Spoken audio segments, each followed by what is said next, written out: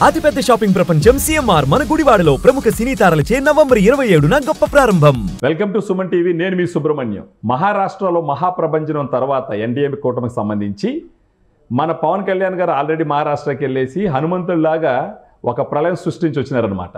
ఇప్పుడు ఈ హనుమంతుడికి హస్తినాపురం నుంచి పిలుపు రావడం జరిగింది. ఆయన ఆల్రెడీ హస్తినాపురం వెళ్ళినారు. అక్కడ వెళ్ళి ఈరోజు ఉదయం నుంచి వివిధ కేంద్ర మంత్రులను కలుస్తూ ఉన్నారు. రేపు ప్రధానమంత్రిని కలిసే అవకాశం కూడా ఉంది. దీని గురించి మన రాష్ట్రానికి రాజకీయంగా కానీ తర్వాత మన రాష్ట్ర మేలుకు సంబంధించి కానీ ఏం మంచి జరుగుతుందో తెలుసుకోవడానికి మనతో పాటు Suman TV senior editor Keshav గారు ఉన్నారు. నమస్కారం సార్. నమస్తే సార్. పవన్ కళ్యాణ్ గారు మీకు తెలిసిందే, ఇప్పుడు ఢిల్లీ వెళ్ళినారు. ఆయనకి పిలుపు వచ్చింది హస్తినాపురం నుంచి. ఆయన ఎలాంటి రోల్ ప్లే చేస్తున్నా మీకు తెలుసు. మంత్రులను కలవడం, తర్వాత రేపు ప్రధానమంత్రి గారిని కలవడం, అది మనం ఎలా చూడాలి సార్ దాన్ని? పవన్ కళ్యాణ్ గారు ద్విపాత్రాభినయం చేస్తున్నారు ఫస్ట్. ఓకే. ఎందుకంటే ఆయన జనసేన పార్టీ అధినేతగా వెళ్ళలేదు, అలానే ఓన్లీ డిప్యూటీ సీఎంగా కూడా వెళ్ళలేదు. ఓకే. సో రెండు రకాల పాత్రలు పోషించేటువంటి పరిస్థితి అక్కడ ఉంది. ఫస్ట్ డే షెడ్యూల్స్ అన్నీ కూడా ఆయన అఫీషియల్ ఎజెండా ప్రకారం పొద్దున ఆయన శాఖకి సంబంధించినటువంటి మంత్రులు, టూరిజం మినిస్టరు గజేంద్ర సింగ్ షెకావత్ని కలిశారు, ఆర్థిక మంత్రిని కలుస్తున్నారు. సో ఇవన్నీ కూడా ఏంటంటే అఫీషియల్గా ఆంధ్రప్రదేశ్ రాష్ట్రానికి ఉన్నటువంటి అవసరాలు, ప్రభుత్వం పక్షాన అప్పుడు కూటమి పక్షాన ఇచ్చినటువంటి హామీలు, వాటిని అమలు చేసేటువంటి ప్రక్రియ, ఇవన్నీ ఒక ఎత్తు. రెండోది ఆయన ఒక ఎజెండా, ఒక పార్టీ అధినేతగా తీసుకున్నటువంటి ఎజెండా ఏంటంటే దేశం వ్యాప్తంగా కూడా హిందూ ఆలయాలపైన, ప్రధానంగా సనాతన ధర్మం పైన జరుగుతున్నటువంటి దాడిని ఏ విధంగా ఎదుర్కోవాలనేటువంటి అంశానికి పవన్ కళ్యాణ్ గారు ఒక మెడిసిన్ కనిపెట్టారు. Okay sir. ఆ మెడిసిన్ ఏంటంటే సనాతన ధర్మ పరిరక్షణ బోర్డు అనేటువంటిది ఆయన ఉపయోగిస్తున్నారు. పదే పదే ఆ పదాన్ని ఉపయోగిస్తున్నారు. తిరుమల లడ్డు కల్తీ వ్యవహారం వెలుగులోకి వచ్చిన తర్వాత పవన్ కళ్యాణ్ గారు చాలా సీరియస్గా రియాక్ట్ అయ్యారు. హిందూ ఆలయాల పవిత్రత గురించి మాట్లాడారు. ఒక 11 రోజుల పాటు ఆయన ప్రాయశ్చిత్త దీక్ష చేశారు. ఆ దీక్షకి ముగింపుగా ఆయన తిరుమలలో ఒక సభ నిర్వహించారు. తిరుపతిలో సభ నిర్వహించిన సందర్భంలోనే వారాహి డిక్లరేషన్ అని ఒక డిక్లరేషన్ని వెలువరించారు. అవును సార్. సో ఆ డిక్లరేషన్ మొత్తం సారాంశం ఏంటంటే సింగిల్ పాయింట్, సనాతన ధర్మ రక్షణ బోర్డు ఏర్పాటు. సో దానికి కొనసాగింపుగా ఆయన కొన్ని అంశాలను చెప్పారు. ఏంటంటే ఈ దేశంలో ఏ మతం పైన దాడి జరిగినా, ఏ మతం పైన మరొకరు దాడి చేసే ప్రయత్నం చేసినా లౌకికవాదంతో దాన్ని ఎదుర్కోవాల్సినటువంటి ఆవశ్యకత ఉంది. ఫస్ట్ లైన్ అది చెప్పారు. ఏంటంటే అన్ని మతాలు సమానం అని చెప్పే సూడో సెక్యులరిజం గురించి ఇప్పుడు మాట్లాడుతున్నారు కదా. ఒక వర్గం పైన దాడిని మాత్రమే భూతద్దంలో చూసి ప్రధాన స్రవంతిగా భావించేటువంటి హిందూ మతం పైన దాడి జరిగినప్పుడు ఇది మనకి సంబంధం లేని వ్యవహారంలో రియాక్ట్ అయ్యేటువంటి వాళ్ళని ఫస్ట్ కట్టడి చేయాల్సిన అవసరం ఉందని పవన్ కళ్యాణ్ గారు దానిలో చాలా క్లియర్గా చెప్పారు. దాని తర్వాత ఆలయాలు విద్యా కేంద్రాలుగా కానీ, ఆధ్యాత్మిక కేంద్రాలు, కేవలం ఆధ్యాత్మిక కేంద్రాలుగా కాకుండా విద్యా కేంద్రాలుగా, విజ్ఞాన కేంద్రాలుగా, ఆర్థిక పరిపుష్టి గల స్థావరాలుగా మారాలంటే ఈ సనాతన ధర్మ రక్షణ బోర్డుకి పూర్తి స్థాయి అధికారాలు ఇవ్వాలని ఆయన ఒక డిమాండ్ చేశారు. Okay sir. అంటే పాతకాలం లాగా అంటే ఆలయాలను నిర్వహించుకునే బాధ్యత హిందువులకే అప్పగించేటువంటి పని. ఎట్లయితే వక్ఫ్ బోర్డుల ఆధ్వర్యంలో ముస్లింలకు సంబంధించినటువంటి ఆస్తులన్నీ పరిరక్షిస్తున్నారో, క్రిస్టియన్ మిషనరీస్కి సంబంధించి అనేక బోర్డులు ఉన్నాయి వాళ్ళ సొంతవి. సో వాళ్ళు ఎలా నిర్వహిస్తున్నారో హిందూ ఆలయాల పరిరక్షణకు సంబంధించిన బాధ్యత కూడా ఇది చూడాలి. ఈ బోర్డు ఏర్పాటు చేయడం ద్వారా చూడాలి. దేశవ్యాప్తంగా కూడా ఒక స్వతంత్ర ప్రతిపత్తి కలిగిన సంస్థలాగా దీన్ని క్రియేట్ చేయాలనేది ఆ రోజు ఆయన చేసినటువంటి ప్రతిపాదన. అలానే ధూపదీప నైవేద్యాలకు సంబంధించి వాటి క్వాలిటీ, ఎందుకంటే తిరుమల లడ్డు క్వాలిటీ దగ్గర నుంచి కదా చర్చ మొదలైంది. వీటన్నిటికీ కూడా ఒకటే సింగిల్ పాయింట్ ఎజెండా, ధర్మరక్షణ బోర్డు ఏర్పాటు. దీనిపైన ప్రధానమంత్రి నరేంద్ర మోడీ గారు అపాయింట్మెంట్ ఇచ్చారు. ఆయన భేటీ కాబోతున్నారు. ఆ భేటీలో ప్రధానంగా పవన్ కళ్యాణ్ గారు ప్రస్తావించబోయేటువంటి అంశం, రాష్ట్రానికి సంబంధించినటువంటి అంశాలు, అభివృద్ధికి సంబంధించినటువంటి నినాదాలు, అలానే ఏవైతే హామీలు ఇచ్చారో వాటి అమలుకు సంబంధించినటువంటి ప్రక్రియ, ఇవన్నీ యథావిధిగా జరుగుతాయి. పంచాయతీరాజ్ శాఖ మంత్రిని, కేంద్ర పంచాయతీరాజ్ శాఖ మంత్రిని కలిసి ఆల్రెడీ లలన్ సింగ్తో ఆయన భేటీ అయ్యారు. ఆయన మాట్లాడుతున్నారు ఆల్రెడీ ఏం కావాలి రాష్ట్రానికి సంబంధించి, నిధులకు సంబంధించి, అలానే జల్ జీవన్ మిషన్కి సంబంధించి ఇక్కడ ఇస్తున్నటువంటి టెన్యూరిటీ టైం పెంచండి, నిధులు పెంచండి, ముఖ్యంగా వెనుకబడిన ప్రాంతాలు ఉత్తరాంధ్ర, రాయలసీమలకి మరింత నిధులు కేటాయించాలని అది కోరారు.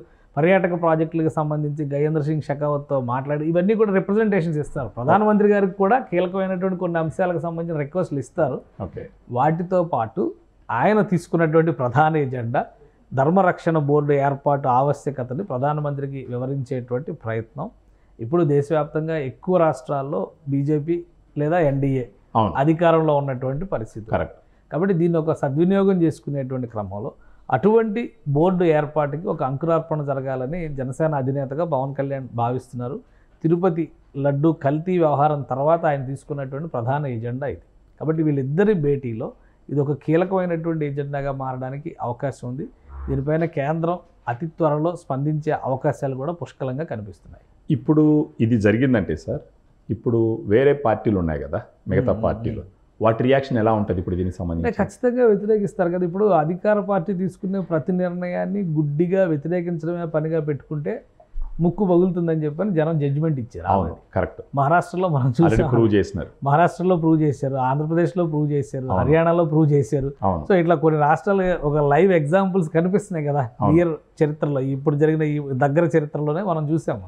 వారం రోజుల క్రితం జరిగిన, 2 రోజుల క్రితం జరిగిన రిజల్ట్స్, 6 నెలల క్రితం జరిగిన రిజల్ట్స్, ఇవన్నీ మనం చూసాం కదా. ఎందుకంటే మహారాష్ట్ర ఎన్నికల్లో 5 నెలల క్రితం జరిగినటువంటి లోక్సభ ఎన్నికల్లో అఘాడీదే పైచేయి ఉంది. మహావికాస్ అఘాడీ పైచేయి, ఎక్కువ ఎంపీ సీట్లు కూడా వాళ్ళే గెలుచుకున్నారు. ఊహించని ఎదురు దెబ్బ బీజేపీకి అక్కడ తగిలింది. కానీ అదే 4-5 నెలల తర్వాత జరిగిన రాష్ట్ర అసెంబ్లీ ఎన్నికల్లో మహావికాస్ అఘాడీని చాచి పెట్టి కొడితే ఎవరు ఎక్కడ పడ్డారో అర్థం కాని పరిస్థితిలో ఉన్నారు. ఎందుకంటే కనీసం ప్రధాన ప్రతిపక్ష హోదా కూడా పొందలేని స్థితిలోకి మహారాష్ట్రలో ఉన్న రాజకీయ పార్టీలు ఈరోజు వెళ్ళిపోయినాయి. ఎవరైతే శరద్ పవార్ 4 సార్లు రాష్ట్రానికి ముఖ్యమంత్రి, మహారాష్ట్రకి ముఖ్యమంత్రి, 14 సార్లు ఆయన చట్టసభలకు ఎన్నికైనటువంటి నాయకుడు, అలాంటి వ్యక్తి ఓడిపోయిన పరిస్థితి. కాబట్టి చాలా దారుణమైనటువంటి దెబ్బ కొట్టారు ఓటర్లు. ఇక్కడ కూడా రియాక్షన్ అలానే రావచ్చు. ఎందుకంటే ఓట్ బ్యాంక్ పాలిటిక్స్ రీత్యా చూస్తే మనం చోట అదే చర్చ జరుగుతుంది. రేపు తమిళనాడు ఎలక్షన్స్లో ప్రధాన ఎజెండా సనాతన ధర్మం అనేటువంటి చర్చ అక్కడి నుంచి ఉదయనిధి స్టాలిన్ చేసిన కామెంట్ల నుంచి మొదలైంది కదా. రేపు అక్కడికి కావాల్సినటువంటి రూట్ మ్యాప్ని ఈయన పవన్ కళ్యాణ్ గారు ఇచ్చేటువంటి రూట్ మ్యాప్ని ప్రధానమంత్రి నరేంద్ర మోడీ గారు కనుక ఆమోదిస్తే ఖచ్చితంగా అది అమల్లోకి వస్తుంది. విపక్షాలు ఎన్ని ప్రశ్నలు సంధించినా కానీ, ఎన్ని రకాల చర్చలు లేవనెత్తినా, ఎన్ని రకాలుగా ప్రజల్ని డైవర్ట్ చేసేటువంటి ఎత్తుగడలు వేసినాయి. ఎందుకంటే ఈ మధ్యకాలంలో మనం కొన్ని చూసాము, కామన్ సివిల్ కోడ్ లాంటివి కానీ, ఆర్టికల్ 375 ఈ డబుల్ స్టాండర్డ్ నేచర్ని ప్రజలు వ్యతిరేకించారు. కాశ్మీర్లో కూడా వ్యతిరేకించారు కదా. ఆర్టికల్ 370 కావాలనుకుంటే కాశ్మీర్లో ఏకపక్షంగా ఓటింగ్ జరగాలి కదా. బీజేపీ అసలు ఒక్క సీటు కూడా గెలవకూడదు కదా. కానీ అక్కడ ఫలితం ఏ విధంగా వచ్చింది? సో ఇవన్నిటిని కంపేర్ చేసి చూసినప్పుడు, దేశ విశాల ప్రయోజనాల రీత్యా చూసినప్పుడు కొన్ని శక్తులను నియంత్రించాల్సినటువంటి అవసరం, బాధ్యత ఉందని ప్రభుత్వం, కేంద్రంలో ఉన్నటువంటి ప్రభుత్వం భావించినప్పుడు ఖచ్చితంగా నిర్ణయం తీసుకుంటుంది. నిర్ణయం తీసుకుంటే విపక్షాలకు ఉండే చాయిస్, వాళ్ళకి ప్రజాస్వామ్యంలో ఉండేటువంటి వెసులుబాటు అదే. వాళ్ళ వెర్షన్ వాళ్ళు వినిపించేటువంటి అవకాశం ఉన్నది. వాళ్ళ వ్యతిరేకతని ప్రజాస్వామ్య పద్ధతుల్లో వాళ్ళు తెలియజేయడానికి కూడా అవకాశం ఖచ్చితంగా ఉంటుంది. బట్ దాన్ని ఎంత కట్టుదిట్టంగా నిర్ణయాలు తీసుకుంటారో, ఎంత త్వరగా అమలు చేస్తారనేది ఇప్పుడు ఆసక్తికరమైనటువంటి చర్చ. ఇది కేవలం రాజకీయ కోణంలోనే కాకుండా సామాజిక ప్రయోజనాలు, ముఖ్యంగా ఈ దేశంలో గత 75 ఏళ్లుగా లేదా బ్రిటిష్ వాడి కాలాన్ని కూడా లెక్క పెట్టుకొని చూస్తే దాదాపు 150 ఏళ్లుగా జరిగినటువంటి ఒక అపసవ్య విధానాన్ని సరిచేసేటువంటి ప్రయత్నంగా దీన్ని చూడొచ్చు ఇప్పుడు మెజారిటీ పీపుల్. ఎందుకంటే ఎక్కువ మంది అదే కదా కోరుకుంటుంది. ఆలయాల నిర్వహణకి, పూజలు చేయడానికి, పురస్కారాలు చేయడానికి వెళ్ళి భక్తులు వేసేటువంటి కానుకలు దారి మళ్ళీపోతున్నాయి అన్నప్పుడు ఖచ్చితంగా వాళ్ళ ఆవేదనకి ఒక సమాధానం చెప్పాల్సిన బాధ్యత ప్రభుత్వాలకు ఉంది. ఇంతకాలం సమైక్యవాదం అని, సామరస్యం అని, లౌకికవాదం అని రకరకాల చర్చలతో ఆ గొంతు నొక్కేటువంటి ప్రయత్నం చేశారు. ఈరోజు ఆ గొంతు బలంగా వినిపిస్తున్నప్పుడు ఆపేటువంటి అవకాశం కూడా వాళ్ళకు ఉండకపోవచ్చు. కాబట్టి జనసేన అధినేత చేసేటువంటి ప్రతిపాదనని ప్రధానమంత్రి అంగీకరించేటువంటి అవకాశాలు కూడా పుష్కలంగా ఉన్నాయి. అయితే ఏది చేసినా కానీ, కేంద్ర ప్రభుత్వం ఏది చేసినా గుడ్డిగా ఒకరి నిర్ణయాన్ని బట్టి, ఒకరి అభిప్రాయాన్ని బట్టి, లేదా పార్టీల నిర్ణయాలను బట్టి తీసుకునే అవకాశం ఉండదు. ప్రజాస్వామ్య పద్ధతిలోనే బహుశా ఇలాంటి పరిస్థితులు అధ్యయనం చేయడానికి జాతీయ స్థాయిలో ఒక కమిటీని నియమించేటువంటి అవకాశం ఉంటుంది. న్యాయ నిపుణులతో సహా ఐఏఎస్ల, మాజీ ఐఏఎస్ల, న్యాయ నిపుణులతో సహా ఒక కమిటీని నియమించి సమగ్ర అధ్యయనం తర్వాత నిర్ణయం తీసుకోవడానికి అవకాశం ఉంది. అదేదో ఇప్పుడు చెప్పగానే ఒక 6 నెలల్లో అమలు చేసేటువంటి అంశం కాదు. జమిలీ ఎన్నికల నిర్వహణకు సంబంధించి కేంద్ర ప్రభుత్వం ఎలాంటి కసరత్తు చేసిందో దానికి ఏమాత్రం తగ్గనంత స్థాయిలో ఈ అంశం పైన కూడా కసరత్తు చేయాల్సి ఉంటుంది. ఎందుకంటే ఇది దాదాపు 75 ఏళ్లుగా స్వాతంత్రం వచ్చిన తర్వాత చూసినటువంటి ప్రక్రియ, దాదాపు 150 ఏళ్లుగా నడుస్తూ వచ్చినటువంటి ప్రక్రియ. కాబట్టి దీన్ని సరిచేసేటువంటి క్రమంలో మైనస్లు, ప్లస్లు రెండు కూడా అధ్యయనం చేయాలి. అందరికీ ఆమోదయోగ్యమైనటువంటి ఒక సమగ్ర విధానాన్ని అమల్లోకి తీసుకురావాలి. దానికి అనుగుణంగా ప్రజాస్వామ్య పద్ధతిలో జరగాల్సినటువంటి కసరత్తు పైన కేంద్ర ప్రభుత్వం ఫోకస్ పెట్టినా ఆశ్చర్యపోవాల్సిన అవసరం లేదు. సో ఇప్పుడు ఇలాంటి సిచ్యువేషన్లో సార్ జనరల్గా ఏ రాజకీయ నాయకుడైనా సరే మన హిస్టరీలో చూసినా ప్రస్తుతం చూసినా కూడా ఏదన్నా ఒక మతానికి సంబంధించి ఒక అజెండా ఎత్తుకున్నారంటే 90% వాళ్ళు సెల్ఫ్ గెయిన్ కోసమే చేస్తారు, ఓన్ ఇంట్రెస్ట్ కోసం చేస్తారు. కానీ పవన్ కళ్యాణ్ గారు అలా చేస్తున్నారని అనుకోవట్లేదు. దీనికి వచ్చినప్పుడు మీరు ఏ విధంగా మీ వివరణ? పవన్ కళ్యాణ్ గారికి ఒక క్లియర్ కట్ వ్యూహం అనేది ఉంది. ఆయన ఒక స్పష్టతతోనే వ్యవహరిస్తున్నారు. ఇప్పుడు ఈరోజు హిందూ ధర్మ రక్షణ బోర్డు గురించి మాట్లాడారు కాబట్టి అనుకోవాల్సిన అవసరం లేదు. ఆయన 3.5 ఏళ్ల క్రితమే మన గుడి మన నుడి అని చెప్పని ఒక ఉద్యమాన్ని తీసుకొచ్చారు. ఓకే, జనసేన పార్టీ తరపు నుంచి ఆ మన గుడి మన నుడి అని అంటే మన భాషను మనం గౌరవించుకోవాలి, మన గుడిని మనం కాపాడుకుంటే మన సంప్రదాయం నిలుస్తుందని ఆ రోజు చెప్పారు. ఈరోజు బీజేపీతో కలిసి ఉన్నాడు కాబట్టి ఆయన హిందుత్వ ఎజెండాను మోస్తున్నాడు అనుకోవడానికి అవకాశం. ఇది అవగాహన లేని వ్యాఖ్యల కింద మనం చూడాల్సి ఉంటుంది. ఎందుకంటే నదులను కాపాడుకోమని చెప్పిన జనసేన పార్టీ ఉద్యమం చేసింది. ఆయన చాలా క్యాంపెయిన్స్ నిర్వహించారు. అలానే జన సైనికులు చాలా చోట్ల నదిలో పరిరక్షణకు సంబంధించి చర్యలు తీసుకున్నారు. మన గుడి మన నుడి లాంటి కార్యక్రమాల ద్వారా ప్రజల్లోకి వెళ్ళేటువంటి ప్రయత్నం చేశారు. అంటే వాళ్ళ ఎజెండా ఏంటి అనేది ప్రజల ముందర పెట్టారు. ఇప్పుడు లెఫ్ట్ పార్టీస్తో కలిసి ఈ రోజు లెఫ్ట్ పార్టీస్కి మతం లేదని ఎవరు చెప్పాడు? లెఫ్ట్ పార్టీస్ ఎంతమంది దేవుడికి దండం పెట్టినట్టు లేరు, పెద్ద పెద్ద నాయకులు కూడా ఉన్నారు కదా.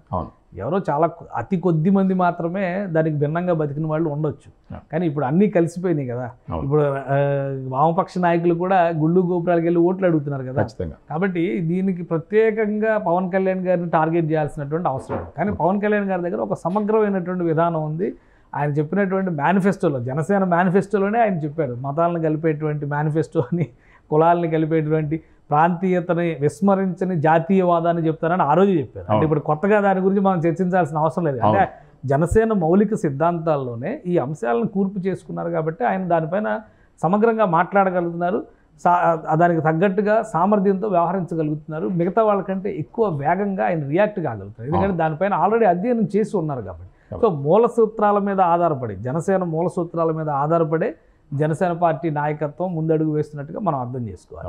రెండోది ఏంటంటే ప్రజాస్వామ్యంలో ఎవరి ఆకాంక్షలు వాళ్ళు చెప్పడానికి అవకాశం ఉంది కదా. ఎంఐఎం చెప్తున్నటువంటి విధానం ఈ దేశాన్ని ఎటువైపు నడిపిస్తుంది? మరి ఎంఐఎంని అందరూ కలిసి వాళ్ళు చెప్పినటువంటి విధానాన్ని ఆమోదించి జాతీయ స్థాయిలో మరొకసారి అందరిని గెలిపిస్తారా ఎంఐఎం అభ్యర్థులు నిలబెడితే? కాదు కదా.